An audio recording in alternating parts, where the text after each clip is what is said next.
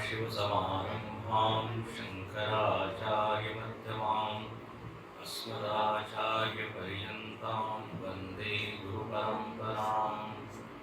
समस्तजनकल्याणे निरतं करुणामयं नमामि चिन्मयं देवं सद्गुरुं ब्रह्मविद्वरम्। ज्ञान सार ग्रंथ का पहला श्लोक हम लोगों ने कल देखा था। आइए उसको हम लोग पढ़ें। हमारे पश्चात आप बोलिए। आराध्यं परमं रामं नत्वा भक्ता च सद्गुरुं ज्ञानसारं प्रवक्ष्यामि स्वात्मनिष्ठैकसिद्धये।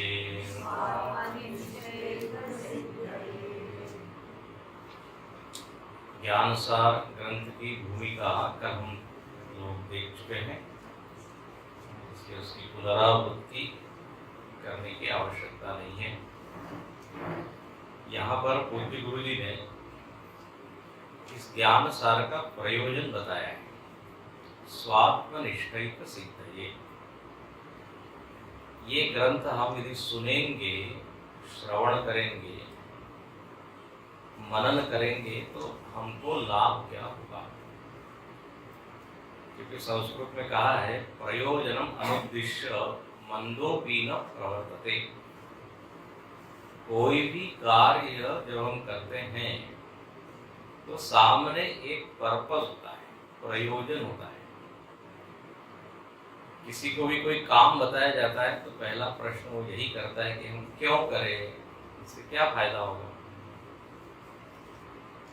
अब आजकल लोग योगा बहुत करते हैं, योगा की वजह उसको योग बोलना चाहिए। योग बहुत करते हैं, क्यों? या प्राणायाम का बहुत प्रचलन, क्योंकि उनको उसमें फायदा दिखता है, लाभ दिखता है ना। और जब से हमने प्राणायाम करने की शुरुआत की है, हमारा डायबिटीज ठीक हो गया, ब्लड प्रेशर ठीक हो गया। अच्छा, लोगों को शारीरिक लाभ ज्यादा समझ में आता है, इसलिए ऐसे क्रियाओं में रुचि अधिक देखी जाती है। योगासन, प्राणायाम में हजारों लोग आपको देखें, लेकिन यहाँ पर जो पर्पस है, प्रयोजन है, वो केवल एक अच्छी हेल्थ मिल जाए उसके लिए नहीं, अच्छा स्वास्थ्य मिले उसके लिए नहीं है, बल्कि यहाँ लिखते हैं स्वात्मनिष्ठा। आत्म तत्व जो परम सत्य है उसका साक्षात्कार हो जाए और उसमें हम स्थित हो जाए। और कई लोगों को ये प्रयोजन ही समझ में आता नहीं, इसलिए वेदांत में उनकी रुचि होती है। इसलिए हम देखते हैं बहुत कम लोग सुनने पाते हैं। मनुष्याणाम सहस्रेषु कश्चित् यतते। क्योंकि सीधा फायदा ऐसा दिखता नहीं कि हमने श्रवण किया और एकदम नौकरी लग गई, एकदम कुछ प्रमोशन हो गया। लोगों को स्थूल प्रयोजन या स्थूल लाभ तो दिखता है। गुरुदेव कहा करते थे कि वेदांत वर्क्स ऑन माइंड लेवल। मन के लेवल पर ये वेदांत ज्ञान काम करता है, ठीक है ना। मन के विचार बदलता है, भ्रांतियां जो है अपनी स्वयं को लेके, जगत को लेके, वो सारी यहाँ पे बदली जाती है। तो ये प्रयोजन ही सूक्ष्म है तो संख्या भी लाखों लोग, हजारों लोग एकदम उपनिषद सुने ऐसा नहीं होता। आपने देखा होगा भागवत जी या रामायण में तो बहुत लोग सुने, स्पष्टम दिखता है, भजन हो रहा है, कीर्तन हो रहा है। अब आप देखते हैं कर्मकांड, कोई पूजा या पर्व या त्योहार हो तो कितने लोग। अभी हम गए थे एक जगह, वहां पे मंदिर की स्थापना थी, 700 लोग, वो कलश लेके चल रहे हैं, नाच रहे, गा रहे हैं। लेकिन उनका प्रवचन है हनुमान चालीसा का, ठीक है देखेंगे कितने बजे से, 7 से 8, ठीक है 5 मिनट पहले आ जाएंगे। तो ये हम क्यों बता रहे हैं कि प्रयोजनम, यहाँ प्रयोजन है आत्मनिष्ठा, आत्म तत्व में स्थिति। ग्रंथ लिखने के अनेक प्रयोजन हो सकते हैं। कीर्ति के लिए लिख रहे हैं, यश के लिए, विद्वत्ता का प्रदर्शन करने के लिए कोई ग्रंथ लिख रहा है, कोई पुरस्कार प्राप्ति के लिए ग्रंथ लिख रहा है, ज्ञानपीठ पुरस्कार मिले। लेकिन यहाँ पर गुरु जी क्या लिखते हैं, ज्ञान सारम प्रवक्ष्यामि स्वात्मनिष्ठा। आत्मनिष्ठा, कल इसके ऊपर हम चर्चा कर चुके हैं। आत्म तत्व में दृढ़ स्थिति। ठीक है, अब विषय का प्रारंभ करते हैं दूसरे श्लोक से। इसको पहले पढ़ते हैं। देहात्म भावो विषयेषु रागः कर्तृत्व भावश्च तथैव कर्मसु सत्यत्व बुद्धिर्जगति हयस्य स एव बद्ध पुरुषश्च दुःखी।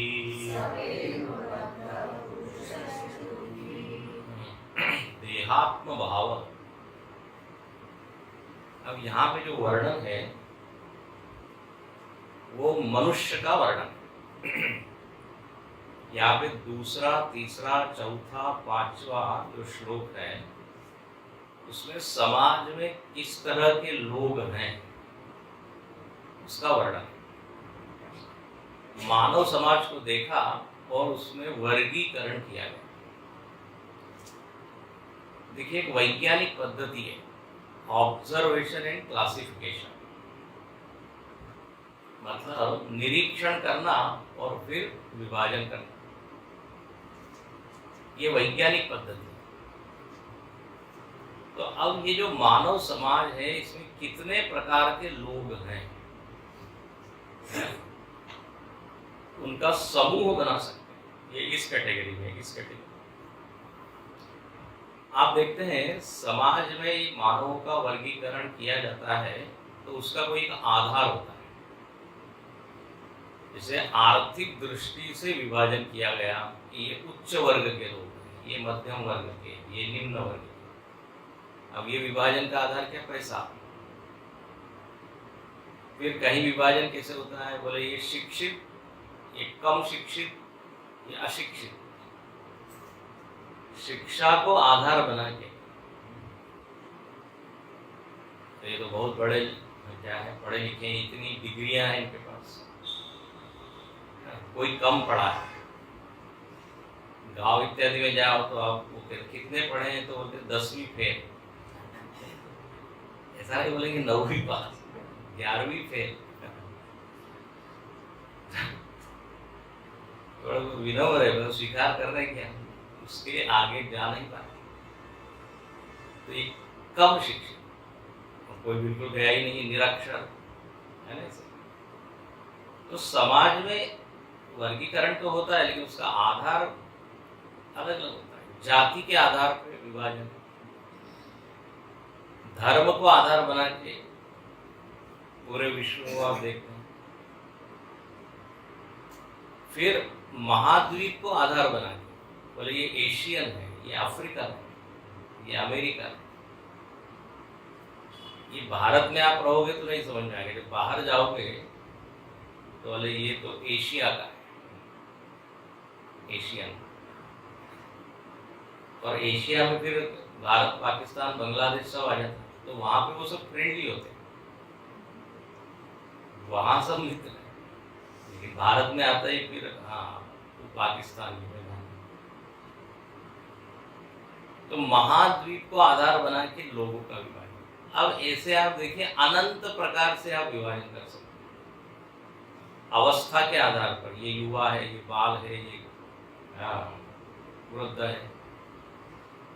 आश्रम के आधार पर, ब्रह्मचारी है, गृहस्थ है, सन्यासी, किसी संस्था में जाओ तो वहाँ मेंबरशिप के आधार पर ये मेंबर है, ये नॉन मेंबर है। एक व्यक्ति ने कहा कि आप मेंबर बन जाओ तो हम आपको रिमेंबर करेंगे।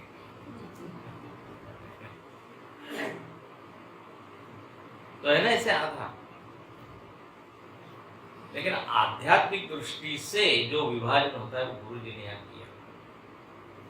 बोले समाज में एक वर्ग ऐसा है जिसको आप कह सकते हैं बद्ध। बद्ध मतलब बंधा हुआ, बंधे हुए लोग हैं कुछ। अच्छा, ये बंधे हुए लोग ऐसे हैं बद्ध, ये शिक्षित भी हो सकते हैं, अशिक्षित भी हो सकते हैं, ये धनी भी हो सकते हैं, गरीब भी हो सकते हैं। हाँ, वो एशियन भी हो सकते हैं और पाकिस्तानी भी हो सकते हैं, पुरुष भी हो सकते हैं, स्त्री भी हो सकते हैं, बद्ध। और समाज में 99% 99% लोग इसी कैटेगरी में। हम भी हैं।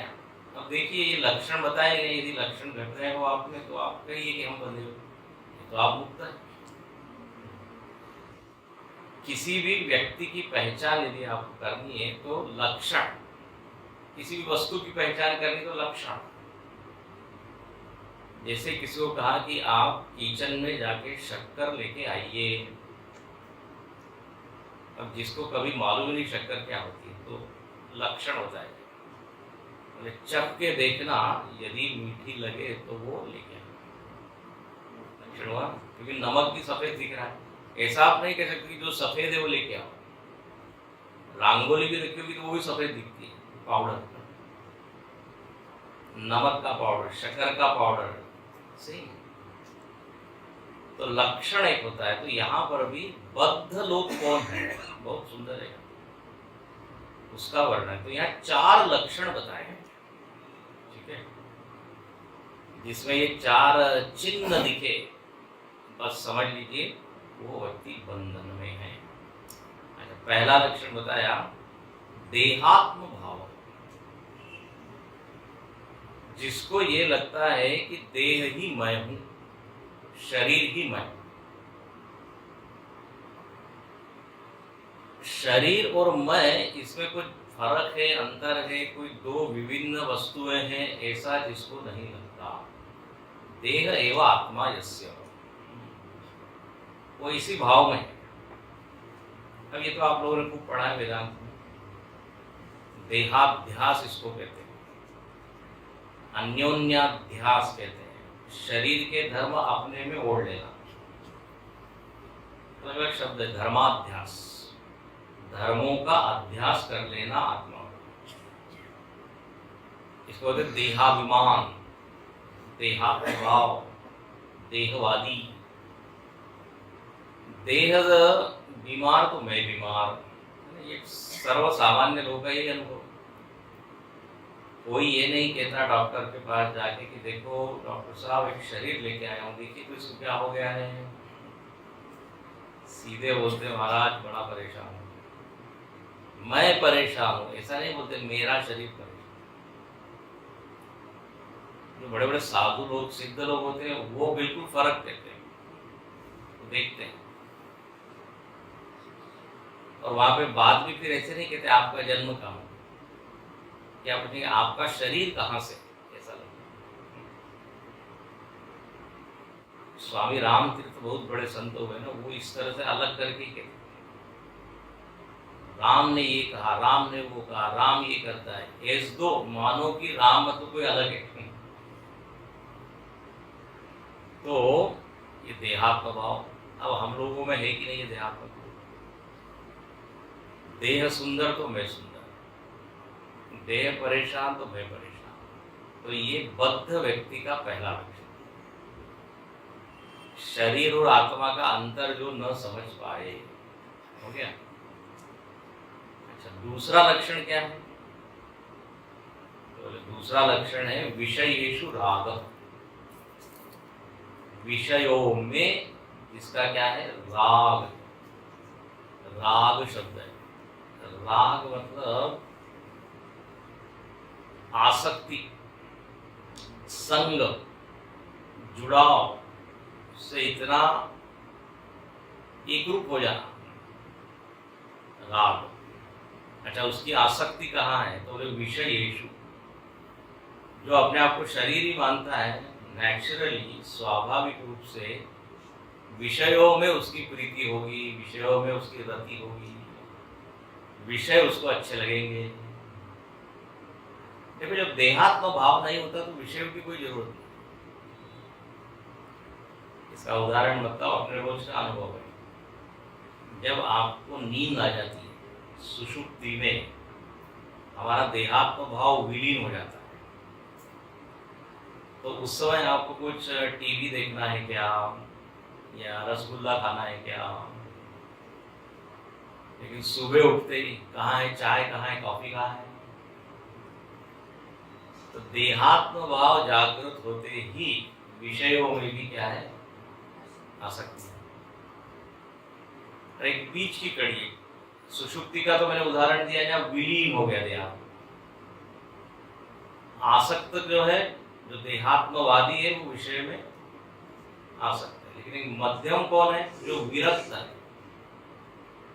जिसका देहात्म भाव कम हो गया है, तो विषयों में भी उसकी आसक्ति कम हो गई। जितना जितना वो देह से अपने आप को अलग देखता है, उतना विषयों के प्रति उसकी रुचि भी कम। देखिए, सारे विषयों की आवश्यकता किसको है? ये देह को ही है ना। अच्छा कपड़ा, अच्छा खाना, ये सब किसको चाहिए? शरीर। और हमारे स्वामी जी हमेशा बोलते हैं, यदि आप बाहर निकले रास्ते पर तो 90% से ज्यादा दुकानें शरीर से संबंधित चीजों, ठीक है?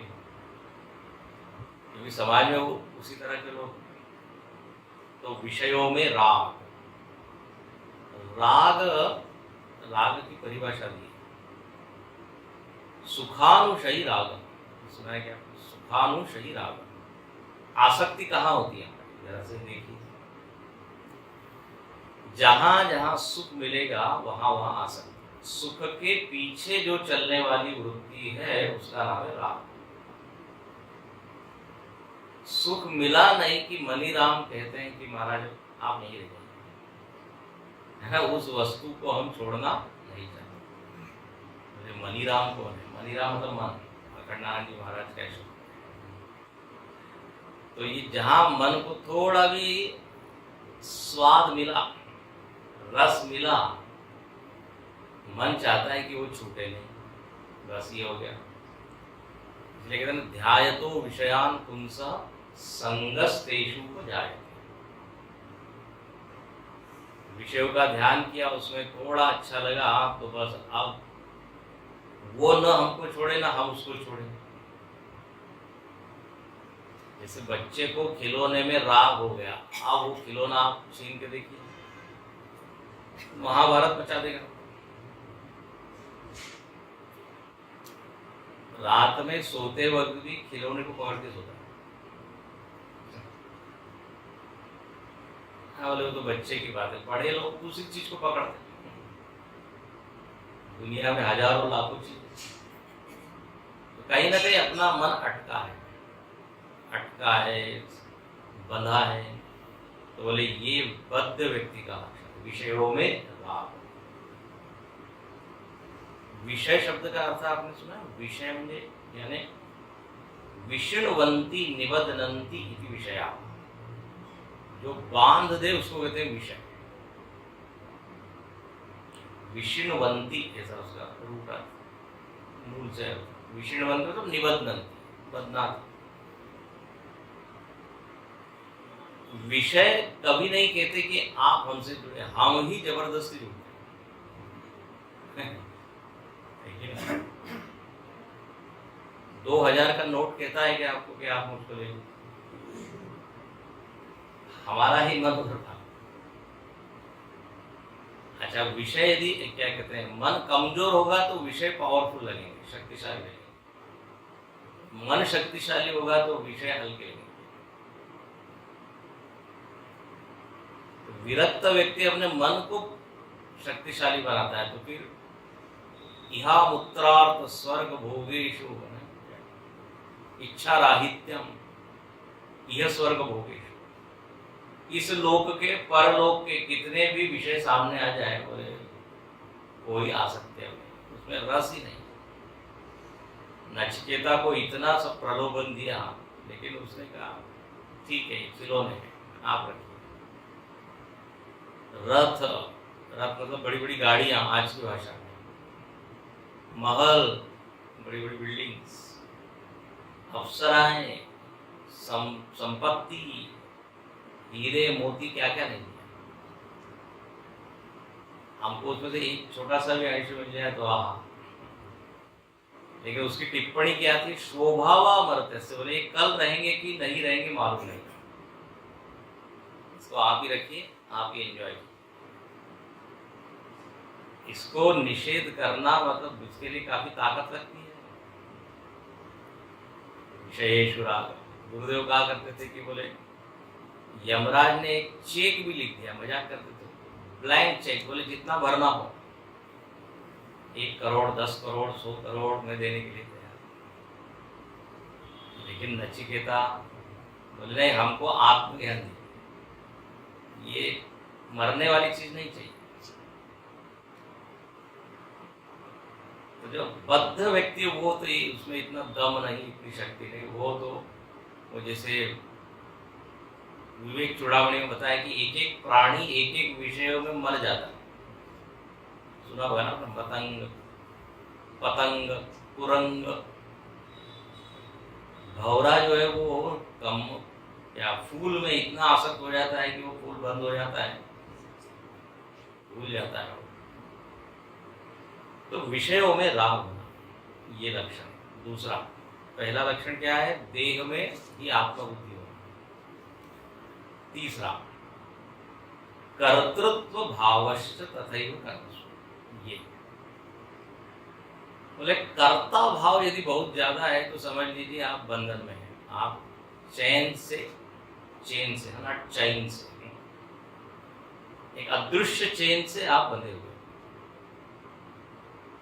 देखिए यहाँ पे बार बार कहा जा रहा है बद्ध बंधे हुए, मत समझना कि रस्सी से या किसी सो और किसी लोहे की क्या कहते हैं श्रृंखला से बांधा है। ये सारे बंधन सूक्ष्म है, मन के स्तर पे।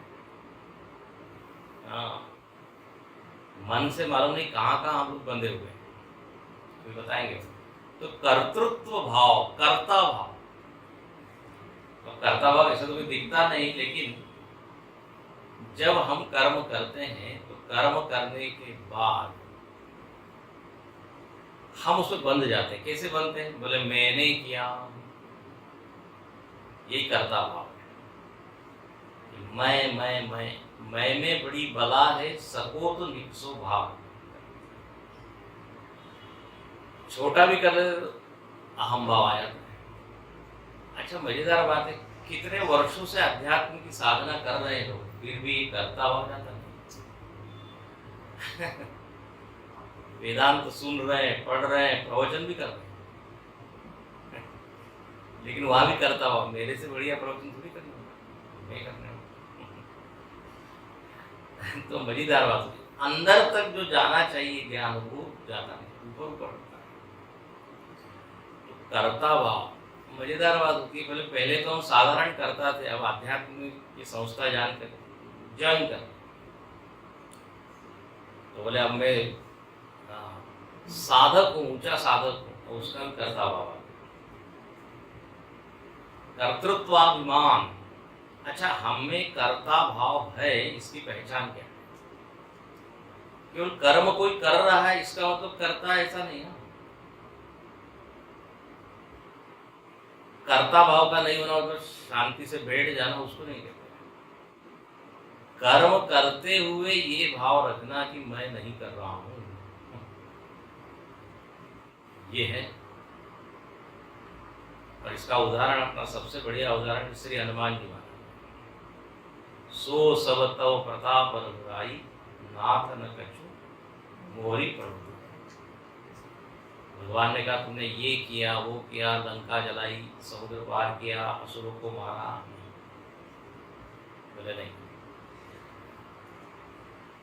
कर्म करने के बाद सफलता मिले और उस सफलता के बाद लोग स्तुति करें हमारी और हमको अच्छा लगे, तो मतलब कर्ता भाव हमें जबरदस्त। फिर से बताते हैं, कर्म किया, कर्म में यश मिला और यश का क्रेडिट लोग हमको दे रहे हैं और हमको बड़ा अच्छा लग रहा है। बोले और सुनाइए, और सुनाइए। अपनी स्तुति सुनने में सबको बड़ा अच्छा लगता, तो बोले ये करता हूं। और ठीक इसका उल्टा कर ली, किसी ने कुछ बोला ही नहीं और न बोलने के कारण हमको बड़ा बुरा लगा, बोलते हमने इतना किया, बताइए थैंक यू तक नहीं बोला। इसका मतलब करता भाव बढ़िया। नेकी कर दरिया में डाल, ये जो है वाक्य, ये हमने जिया नहीं।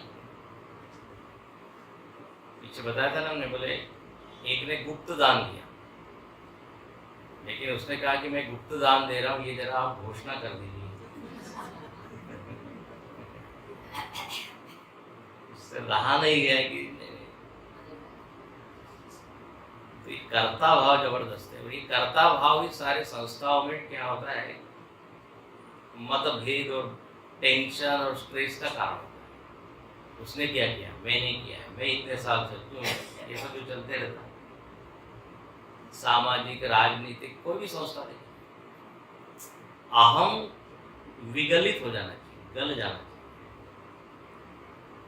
मतलब किया जाए और किसी को कानों कान खबर न लगे कि ये होता है, लेकिन इतना आसान नहीं होता। हम अपने से ही इतने मोहित होते हैं, अपेक्षा होती ही है, भले ही थोड़ी सी।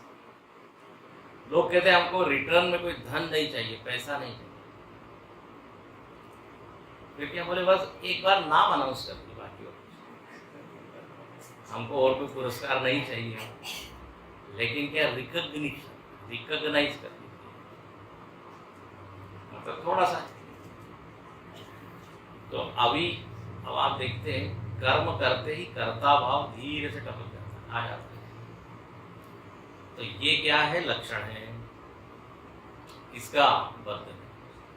3 लक्षण हो गए। चौथा लक्षण, सत्यत्व बुद्धि जगति इह यस्य। बोले जिसको लगता है कि ये जगत सत्य है, ध्यान से सुनिए, जागृत रह के एकाग्रता से सुनिए।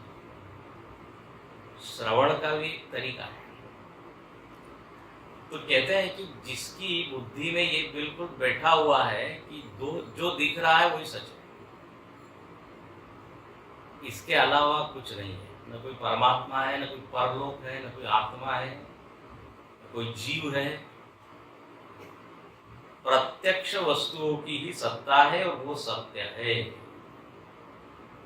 अब बताइए, समाज में ऐसे कितने लोग हैं जो इस जगत को झूठ बोले कि जगत मिथ्या है। इसलिए मैंने कितना परसेंटेज बताया, 99% लोग यही मानते हैं। ये जो सब कर्ता भाव जबरदस्त है, जरा जरा सी बात पे लड़ाई हो जाती है। अच्छा, संस्था की बात छोटी, घर में भी आप देखिए, सास, बहू, बेटा, पिता, कर्ता भाव हर जगह। तो बिल्कुल ये घर घर की कहानी है। अब जगत को सत्य सभी मानते हैं, प्राय थोड़ा किसी को वेदांत का संस्कार हो तो पहली बार यदि वो आया हो तो कान में पड़ता है कि जगत मिथ्या। ये कभी स्वप्न में भी वो सोचता नहीं कि ऐसा भी कुछ विचार है या चिंतन है, लेकिन तो जगत ही सत्य होते। अब ये जो चारों लक्षण है, ये क्या है, जन्मजात है, स्वाभाविक है, अनादिकालीन है, चले आ रहे हैं। और इन सबका जो मूल है वो है अज्ञान। अज्ञान के चलते ही चारों लक्षण आ जाएंगे। अज्ञान मतलब किसका अज्ञान, आत्म वस्तु का अज्ञान, सत्य का अज्ञान। आत्मा का अज्ञान होगा तो देखो देहात्म भाव होगा कि नहीं। अकर्ता कहां से आएगा? अकर्ता भाव जब ज्ञान होता है तब उसका सारा कर भाव जाता है। और ऐसे ही सत्य बुद्धि, ये तो बहुत ही डिफिकल्ट है इसको निकालना, क्योंकि हम लोगों ने सीधा नियम बनाया हुआ है, जो दिखता है वो सत्य होता है। और इसको बिल्कुल लोग भी बोल देते हैं, अरे मैंने आंखों से देखा, तू कहता कागज की, है ना, मैंने तो आंख से देखा। इसका मतलब क्या है कि जो आंख से दिखता है वो परम सत्य, नेत्र भास से जो जगत है वो परम सत्य है कि नहीं? ये नियम जरा बोलिए। लेकिन जो दिखता है वैसा ही होता है, ऐसा नहीं होता। अब जैसे यहाँ पे मैं देख रहा हूं कि सब लोग सुन रहे हैं, दिख तो रहा है, और वो हो रहा है कि नहीं? प्रत्यक्ष तो लग रहा है, दिखने में बहुत कुछ दिखता है। इसलिए अंग्रेजी में कहते हैं परसेप्शंस आर डिसेप्टिव। परसेप्शन जो होता है, जो दिखता है, वो धोखा होता है।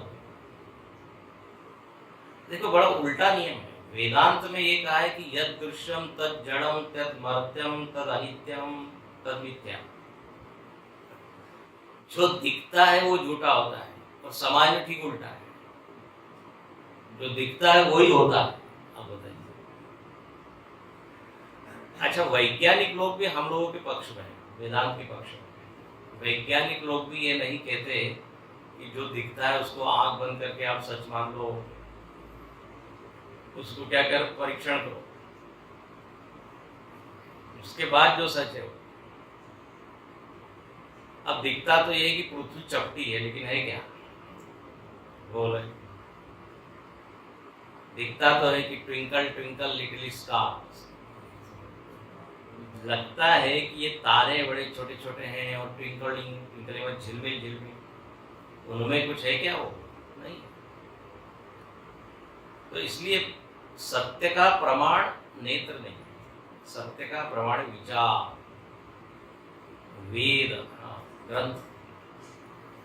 अच्छा, तो जब तक इसका कुछ संस्कार नहीं, तो सुना नहीं, तो ये चारों लक्षण बढ़िया आराम से रहते हैं, इनको कोई खतरा नहीं।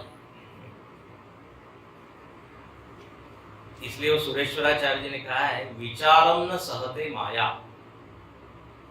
जहां आपने विचार शुरू किया कि ये सब लक्षण उड़ने लगेंगे, ये सब माया के ही लक्षण है। इसलिए माया को बिल्कुल अच्छा नहीं लगता कि आप सत्संग में आके वेदांत सुनते हो, क्योंकि वो आते ही माया को भागना पड़ता है, अज्ञान को भागना पड़ता है। विचारम न सहते, जब तक अज्ञान है, ये चार लक्षण है। और इसका परिणाम क्या है? अंततः सही बद्ध पुरुषश्च दुखी। ऐसे व्यक्ति को आप बोलेंगे बद्ध, अच्छा बोले बद्ध है तो क्या परेशानी क्या है? बोले दुखी रहो। बंधन का सीधा अर्थ है दुख, होता है कि नहीं? सब लोग छूटना चाहते हैं, छूटना चाहते हैं।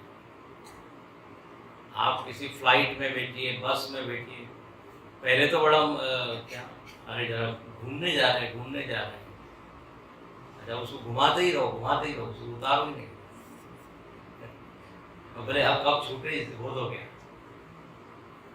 तो कहीं भी अटक के हम रहना नहीं चाहते, ठीक है ना? तो ये क्योंकि दुखदायक, बंधन सुखदायी नहीं है। तो दुखी होना मतलब क्या है? ये परिणाम है इन सारी चारों चीजों का। तो अज्ञान से ये चार चीज हुई, और इन चार चीजों का परिणाम हो गया। अब ये चारों जो लक्षण बताए वो लक्षण अपने में सीख ली। देहात्म भाव, राग, आसक्ति, कर्तृत्व भाव। और अब इतने सालों से हम यदि वेदांत सुन रहे हैं तो हमें परिवर्तन होना चाहिए, कम से कम शिथिल तो होना चाहिए ना कर्ता भाव। बड़ा विलक्षण विचित्र बात, परिवर्तन होता ही नहीं। जैसे थे फिर लाभ क्या होगा? उतना ही गुस्सा अभी भी है, उतनी आसक्ति अभी भी है, उतना ही। अरे भाई, घर के लोग क्या कहेंगे मालूम है? मिशन में सब यही पढ़ाया जाता है, आप इतना गुस्सा करते हो, वो मिशन जो व्यर्थ बदनाम हो रहा है। आप तो वहां जाते हो ना, काउंट मारते कि नहीं? वो अपेक्षा करते हैं कि क्लास के बाद एकदम आप ब्रह्म ज्ञानी होके निकले। अच्छी है, उनकी अपेक्षा करना सही है। तो कम से कम एक कदम तो आगे। तो अब दूसरा कदम क्या है? ये पहला कदम है ना, पहली स्थिति है हमारी बद्ध। अब कहते हैं वह व्यक्ति पुण्य के कारण कहिए, भगवत कृपा के कारण कहिए, थोड़ा सा विचार करता है, जस्ट ठहर के कि जरा लेट मी सी कि क्या ऐसे बंधे रहना ही, ऐसा दुखी रहना ही क्या जीवन है, कि कुछ इसके भी आगे है। अपने ही जीवन का वो विश्लेषण करता है, बहुत सुंदर, और क्या पाता है। तो ये दूसरे आगे के श्लोक में उसका नाम है मुमुक्षु। बहुत सुंदर। प्राप्ता मया लोकमान्या प्रसिद्धिः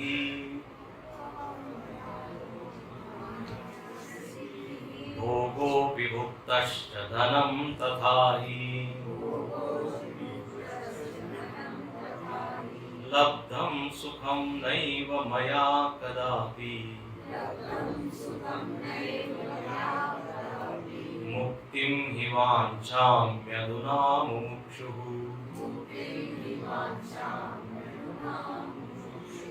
प्राप्ता मया लोकमान्या प्रसिद्धिः भोगोऽपि भुक्तश्च धनं तथा हि लब्धं सुखं नैव मया कदापि मुक्तिं हि वाञ्छाम्यधुना मुमुक्षुः। अब देखो, इसमें एक बात बताएं। पहला जो ये श्लोक था कि मैं बद्ध हूँ, और बद्ध के सारे लक्षण बताए। हो सकता है हम शब्दों के द्वारा अपने आप को व्यक्त न करें, लेकिन ये सारे लक्षण अपने हैं। अब ये देहात्म भाव वगैरह शब्द हमने सुना नहीं, लेकिन अपना जो जीवन चल रहा है उसमें तो वही है ना। अब ये कर्ता भाव है, ये हमको भले ही मालूम नहीं, लेकिन हम नाराज तो हो जाते हैं कि नहीं, कि हमारा नाम नहीं लिया आपने आभार प्रदर्शन में। तो अब शब्दों में इसको रखा हुआ है, कर्ता भाव, देहात्म भाव, सत्य बुद्धि। ये ग्रंथ क्यों पढ़ने चाहिए? अपने ही जीवन का विश्लेषण है, और दर्पण है, दर्पण। शब्दों के द्वारा उसको अच्छे से सजा के रखा। अब यहाँ पे एक व्यक्ति है, उसने विश्लेषण किया कि बोले प्राप्ता मया लोकमान्या प्रसिद्धि। मैंने प्रसिद्धि के लिए खूब मेहनत की, यश कीर्ति, लोकमान्य में हो जाओ। लोकमान्य मतलब लोग मुझको मानने लगे, वाह कितने बड़े हो आप, कितने काम किए आप। तिलक जी के लिए लोगों ने ये उपाधि दी उनको, लोकमान्य थे। खुद ने नहीं लगे हो, लोगों ने। तो बोले मैं तो बहुत प्रसिद्ध हो गया हूँ, लेकिन अब वो बैठ के विचार करता है कि इस प्रसिद्धि से मिला क्या, आफ्टर ऑल क्या मिला। ऐसी तीन चीजें यहाँ बताइए। प्रसिद्धि मिली तो क्या हुआ? अनेक भोग मैंने भोगे, भोगों भी भोग, ये दूसरी बात। और तीसरा है धनम। तीन चीजें, धन, भोग और कीर्ति। इन तीनों के पीछे मैं भागते रहा, इस अपेक्षा से, इस आशा से कि लब्धम सुखम, मुझको बहुत सुख मिलेगा। हाँ, लेकिन हुआ क्या? नैव मया सुखम लब्धम, लेकिन वो सुख तो मिला नहीं जो मैं चाहता था। ठीक है ना? अधुना, अब मेरे को क्या चाहिए? बोले मैंने सब ट्राई कर लिया, अब मुझको मुक्ति चाहिए। अब उसकी सारी इच्छाएं क्या हो गई? शांत हो गई, क्योंकि सारी इच्छाओं को पूरा करके उसने देख लिया। बहुत सुंदर है। इसको कहते हैं लोकेशना, वित्तेषणा, पुत्रेषणा, संस्कृत में शब्द है। लोकेशना मतलब लोक की इच्छा, ये कीर्ति की इच्छा। संस्कृत में एक श्लोक है, कोई कोई लोगों को इतना वो प्रसिद्धि की एक भूख होती है, कुछ भी करते हैं वो किसके लिए? प्रसिद्धि पाने के लिए। घटम छिंद्यात पटम विंध्या कुर्यात रासव राहो रोहणम येन केन प्रकारेण पुरुष प्रसिद्धो भवेत्।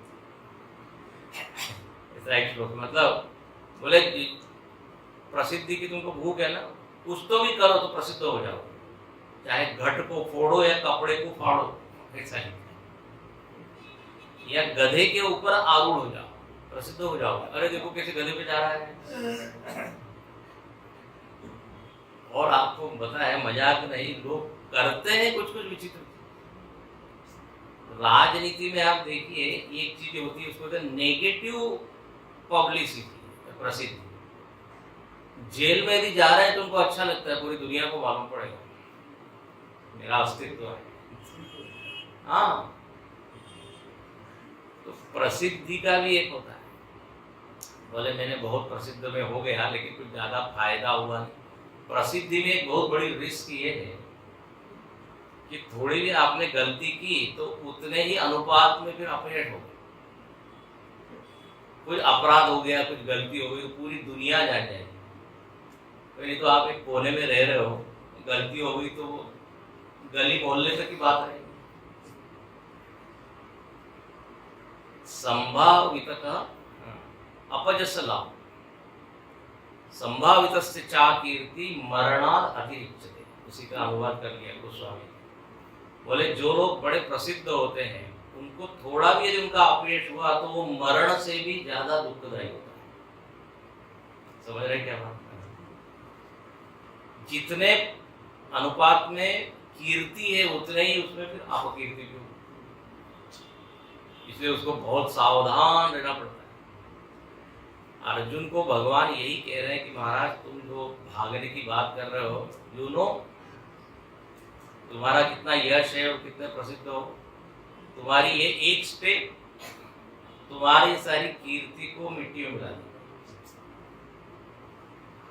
और जब अपकीर्ति होगी ना तो तुमको लगेगा कि मैं बस पृथ्वी में घुस जाऊं, सहन नहीं कर पाऊं। निंदन्तस्तव सामर्थ्यम ततो दुःखतरम नुकिम। लोग ये नहीं कहेंगे कि अहिंसा के पुजारी है अर्जुन महाराज। अरे बोले गबड़ा काया ने भाग गया। और वहां लिखते हैं कि अवाच्य वादांश बहु वदिष्यन्ति तवाहिता। ऐसी ऐसी बातें बोलेंगे जो कि बोलनी नहीं चाहिए, सुन नहीं सकते। तो इसलिए ये कीर्ति मतलब फिर उसके लिए सावधानी की होती है। तो कीर्ति में दुख छिपा हुआ है। तो बोले प्रसिद्धि, अच्छा प्रसिद्धि क्या है? शाश्वत तो नहीं है। जब तक आप स्टेज पे रहते हो तब तक ठीक है, एक बार पर्दे के पीछे चले गए कौन देखता है, भूल गए कितने लोग आए कितने लोग गए। अरे सिंपली आप रिटायर हो जाते हो तो देखिए हरिओम हो जाता है, फिर उसको बड़ा बुरा लगता है, कोई आता ही नहीं, कोई मिलता ही नहीं। व्यक्ति भी क्या होता है, खुद ही ऑफिस में जाके चक्कर लगाता है, कुछ नहीं ऐसा ही मन हुआ जरा देख होता है ऐसा। नए नए जब बचा नहीं पाते क्योंकि इतने लोगों में उसका नाम है। तो ये कीर्ति की एक चीज।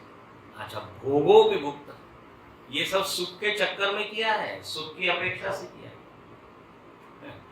भोग अब तरह तरह के भोग। भर्तृहरि जी ने एक श्लोक लिखा है, भोगान भुक्ता वयमेव भुक्ता। बोले हमने भोगों को नहीं भोगा, भोगों ने हमको भोग लिया। हम कहते हैं हमने अन्न को खाया, एक्चुअली अन्न हमारे शरीर को खा जाता है।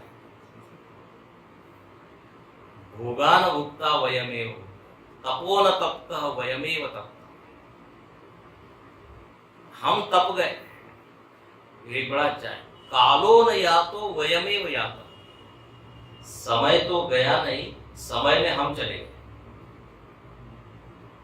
ठीक है ना, समय चलते रहता है, अनादि अनंत प्रवाह, उसमें आते हैं जाते हैं। और अंत की लाइन बहुत अच्छी है, तृष्णा न जीर्णा वयमेव जीर्णा। ये भोगे इच्छाएं जीर्ण नहीं होती, हम जीर्ण शीर्ण होते। एक श्लोक है, चक्षु श्रोत्रम च जीर्यन्ते, तृष्णा का तरुणायते। ऐसा है, तृष्णा तरुण होती है, ये सब जीर्ण शीर्ण होते हैं, लेकिन तृष्णा अभी और, अभी खाना है और पीना है और, बिल्कुल मरणासन्न व्यक्ति है। अब आपकी अंतिम इच्छा क्या है? बोले कोई नया डॉक्टर है क्या, दूसरा डॉक्टर है क्या? अरे बहुत हो गया, हरिओम भगवान का नाम नहीं होता है, सबकी बात नहीं कर रहा हूं, लेकिन तो ये भोग भोग के देखे कि, अब ययाति का उदाहरण तो बहुत प्रसिद्ध है। ययाति ने, उसके 4 लड़के हैं, श्रीमद् भागवत में कथा आती है। एक लड़के ने उनको जवानी दी, वो खुद कहता है कि अभी मेरी भूख शांत नहीं, आप जवानी दीजिए। अपने जवान लड़कों से जवानी मांगी, एक ने दी, फिर सारे भोग भोगे और अंत में निर्णय क्या दिया? बोले न जातु काम कामानाम उपभोगे न शाम हविषा कृष्ण वर्त में यो भूय एवादु वर्धते। बोले अग्नि में आप कितना भी ईंधन डालो, ये सोचो कि वो बुझ जाएगी, या कुछ भी डालो सोचो कि वो बुझ जाएगी, बोले वो उसी भड़कती है। अग्नि का एक नाम है अनल। अनल मतलब न अलम विद्यते इसमें, जिसमें अलम बुद्धि नहीं। अलम मतलब बस इनफ। अग्नि कभी नहीं कहती कि हो गया, बोले आने दो आने दो। तो ये भोगों की इच्छा है, खत्म होती है। इसलिए महाराज जी कहा करते थे अखंडानंद जी कि काम का पेट मत भरो, काम का पेट फाड़ दो। उसकी भूख इतनी ज्यादा है वो खत्म नहीं होगी, कामनाओं। अच्छा मजेदार बात होती है, बोले बस अब ये मेरी अंतिम बस, इसके बाद अब मैं ये अंतिम गुलाब जामुन खा, दूसरे दिन नहीं दिखा तो एक हो सकता है, चलते ही रहता है। तो भोगों भी भुगता, अनेक भोग मैंने भोगे, इस अपेक्षा में कि मैं तृप्त हो जाऊंगा। बोले तृप्त तो हुआ ऐसा नहीं, लेकिन कितनी देर? जितनी देर वो गुलाब जामुन आपके जीभ पर था, कुछ सेकंड, दैट्स ऑल। जब तक बाहर नहीं, जब बाहर था तब भी नहीं, अंदर गया पता ही नहीं। अब केवल एक स्मृति रह गई कि बहुत बढ़िया था, वाओ वाओ। अंग्रेजी में एक शब्द यमी यमी यमी। ये यमी यमी करके हम खाते रहते हैं, फिर यमराज आता है। अर्थ क्या है? देखो यहाँ पे वो चिंतन कर रहा है, मैंने इतना सब किया, अंत में निकला क्या परिणाम? तो जीर्ण शीर्ण हो गया, लेकिन अभी भी तृप्ति नहीं हुई। और तीसरी चीज धनम। ओहो, धन के पीछे पागल की तरह भाग रहे। कहते हैं जब तक निधन न हो जाए तब तक धन के पीछे भाग, निधन तक धन चलता है। अब धन की बात क्या बताएं? अर्थम अनर्थम, अर्थ अनर्थ का है। धन से आप सुख को खरीद नहीं सकते, धन से आप वस्तु को खरीद सकते। नहीं तो आपने पढ़ा होगा, एक बहुत बड़ी सूची है, लिस्ट है कि धन से आप क्या क्या प्राप्त नहीं कर सकते। लेकिन मजेदार बात है, धन का ऐसा कुछ आकर्षण है। सबको मालूम है कि हाथ क्या कहते हैं, मरते वक्त कुछ नहीं ले जाएंगे, सब यही छुपेगा। लेकिन एक नशा होता है धन का। अच्छा इतना वो एंजॉय करता है ये भी, लेकिन कमाने का, खाने के लिए 4 रोटी चाहिए, 2 कपड़े चाहिए, वो कितना वो, लेकिन फिर वित्तेषणा। तो बोले जिसने धन कमा के देख लिया। अभी कल ही मैं देख रहा था वीडियो, उसमें बड़ा अच्छा है, तो लंदन की एक लेडी थी, सब बता रही थी, हिंद मतलब ऑलमोस्ट साड़ी वाड़ी पहनी है बिल्कुल, ऐसा ना इस्कॉन की हिसाब। वो इंटरव्यू लेने वाला को पूछ रहा है, अरे यहाँ तो इतनी बड़ी इमारत है, ये है। वो बोलती है उससे क्या होता है, इमारत होने से क्या, मन तो बिल्कुल खाली है। वो कहती है वहां पे बड़ा हेवी लगता है, यहाँ भारत में आने पे, तीर्थ में आने पे बड़ा हल्का फील करता है, और लगता है कि एक्चुअली लाइफ इज देयर, ऐसा वो कहती है ना। वो बड़ा अच्छा है सुनने लायक, और हम लोग पागलों की तरह उधर उधर भाग। वो खुद बता रही थी, बोले भारत में भी वेस्टर्न कल्चर वगैरह उसके इतना आकर्षण है कि असली चीज, बढ़िया वाली चीज हो रहे हैं, भूल रहे। तो ये उदाहरण क्यों दे रहा हूं कि केवल धन संपत्ति समृद्धि होने से हो जाए ऐसी बात नहीं। एक गरीब व्यक्ति भी खूब मुस्कुराता है, खूब हंसता है। इसका मतलब ये नहीं गरीब दुखी नहीं होता, दुखी भी होता है, बट पैसा इज नॉट द क्राइटेरिया सुख और दुख। उसका क्राइटेरिया कुछ और ही है, वो है ज्ञान भक्ति इत्यादि। अब वो जिसके पास है, वो चाहे जनक महाराज हो वो सुखी, या फिर सुदामा हो, तो इट डजंट मैटर। मूल चीज है क्या, तो बोले धन भी कमा लिया, क्या हुआ, लब्धम सुखम नहीं हो गया, सुख नहीं मिला। अब देखिए यहाँ पे विचार करने की बात, ऐसा नहीं है कि सुख नहीं मिला, लेकिन थोड़ा इसमें करेक्शन कर लीजिए। हाँ, टिकने वाला सुख, बढ़िया वाला सुख, शाश्वत सुख वगैरह, ये सब अध्यात्म के शब्द है, जरा भारी शब्द है, नित्य सुख, वो नहीं मिला। अच्छा, हम लोगों को जिस सुख की अपेक्षा है या डिमांड है, मांग है, वो ये कि आज भी रहे, कल भी रहे, परसों भी रहे, हर देश में हम सुखी रहे, हर काल में हम सुखी रहे, सर्वदा सर्वत्र, ये बिना किसी वस्तु के हम सुखी रहे। ये तो गुलामी हो गई ना, वस्तु है तो सुख है, वस्तु नहीं तो सुख। एक्चुअली हमको जो सुख चाहिए वो ऐसा चाहिए, निरायास, निर्विषय, सहज सुख सबको चाहिए, कि मैं हूं और मजे में हूं, ऐसा होना चाहिए।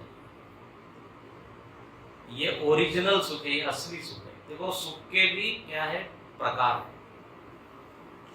उत्तम सुख ये है, उत्तम सुख का लक्षण क्या है कि जो हमेशा रहे, एक तो ये है, और दूसरा ये कि परिणाम में दुखी न हो, दुख न लाए, दुख पर्यवसायी सुख नहीं चाहिए। क्या शब्द बोला आपने, दुख पर्यवसायी, मतलब जगत के सुख कैसे हैं, आप यदि ज्यादा उसमें एंजॉय करने लग जाओ तो धीरे से दुख मारा जाते हैं। मुझे मैं आ रहा हूं, हर सुख का अंत किसमें है, दुख में। ये जागतिक सुख की बात है। कोई बहुत ज्यादा टीवी देख रहा है, आंख खराब हो जाएगी। कोई खा रहा है, खाने में बड़ा सुख है, पेट खराब होना ही है। अति सर्वत्र वर्जये, ये नियम। तो उत्तम सुख ऐसा है जो कि शाश्वत है और दुख नहीं देता, हमेशा आज भी, कल भी, परसों। किसको आपने सुना है क्या, बोले मेरे को जब ब्रह्म ज्ञान हुआ तब तो सुख मिला, लेकिन अब वो सुख चला गया। ब्रह्म साक्षात्कार के अब परिस्थिति में चाहे दुख आए, प्रतिकूलता है, लेकिन उसका सुख नहीं है। अच्छा, और दूसरी बात, उत्तम सुख और सामान्य सुख में फर्क ये है कि जो सामान्य सुख है ना, वो बहुत सारी चीजों पे निर्भर है। आपका मूड ठीक होगा तो यू विल एंजॉय, मूड ठीक नहीं होगा तो नहीं। कोई बढ़िया क्या चित्र सिनेमा आ रहा है, लेकिन आपका मूड नहीं होगा, कितना ही अच्छा सिनेमा होगी, अवस्था पर निर्भर है। खिलौने से बहुत खेल रहे थे, वो सूख गया। अब यहाँ पे ठंड बहुत पड़ती है ना, ठंड, पश्मीना शॉल वगैरह आप बोलते, बोले आपको बहुत अच्छी लगती है, आप इसको लीजिए और मई महीने में इसको अच्छे से ओढ़ के बैठिए। आपको बड़ी प्यारी लगती है ना, और बहुत महंगी है। कितनी भी चीज महंगी हो, प्यारी हो, लेकिन परिस्थिति बदली, वातावरण बदला, उधर आप देखोगे भी नहीं। देखिए कितनी मजेदार बात है। इससे सिद्ध क्या होता है, असली सुख जहाँ है, बढ़िया वाला सुख, वास्तविक सुख, वो कहीं और है। अच्छा, हर व्यक्ति ये अनुभव करता है कि अरे पहले मुझको बड़ा इसमें मजा आता था, अब मजा नहीं आता, राइट? तो लब्धम सुखम नहीं। इसलिए वो श्रीमद् भागवत में मैत्रेय और विदुर जी का संवाद है। मैत्रेय, और उसमें विदुर जी कहते हैं, सुखाय कर्माणि करोति लोकः नतई सुखम वान्यत् उपारम। बोले सुख के लिए लोग प्रयत्न करते हैं, लेकिन सुख तो मिलता नहीं। और एक और बड़ी मजेदार बात होती है, सुख मिलता नहीं, ये तो ठीक है, तो हम सुख की इच्छा करना ही छोड़ दें। बोले वो इच्छा नहीं जाती। देखिए ध्यान से सुनना, कितना सूक्ष्म बात है।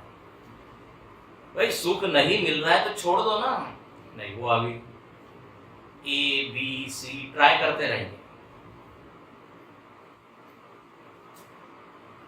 तो यहाँ पर लिखते हैं कि उसने विश्लेषण ये किया एंड फाइनली उसको अब ये समझ में आ गया कि गलत जगह हाथ पैर मार रहा हूं मैं। मुझको जहां पे सुख है वो नहीं, तो वो चीज क्या है, वो है परम तत्व। अब उसको ही मुझको प्राप्त करना है। सारी इच्छाएं उसने पूरी कर दी। अब जो सबसे टॉप लेवल पे इच्छा उसकी है, वो है मोक्ष की इच्छा।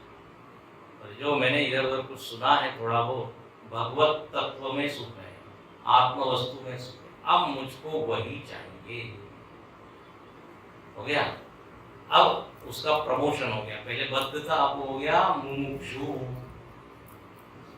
और आप दूसरे की कल्पना मत कीजिए, अपना ही प्रमोशन कीजिए। फिर दूसरा आके नहीं बोलेगा कि आज से आप मुमुक्षु हो गए। स्वयं ही स्वयं को। अध्यात्म तो आत्मविश्लेषण है।